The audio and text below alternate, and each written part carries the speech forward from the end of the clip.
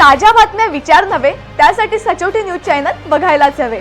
ज्ञान मनोरंजन संस्कार देणारे चॅनल सचोटीला सबस्क्राइब करा, बेल आयकॉनचे बटन दाबा, सोबत शेअर करायला विसरू नका।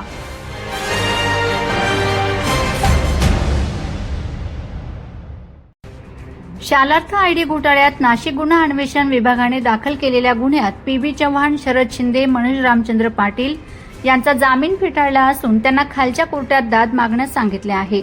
तर इतर आरोपींच्या जामिनावर येत्या 25 रोजी सुनावणी होणार आहे। तर 216 क्रमांकाच्या गुन्ह्यात 22 जून रोजी मुंबई हायकोर्टात सुनावणी होणार आहे।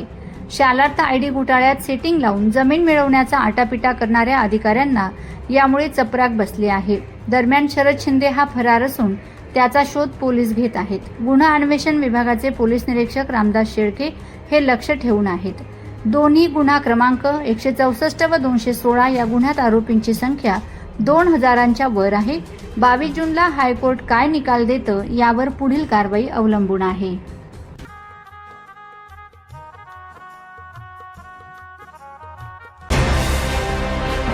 ताज्या बातम्या विचार नव्हे त्यासाठी सचोटी न्यूज चॅनल बघायलाच हवे।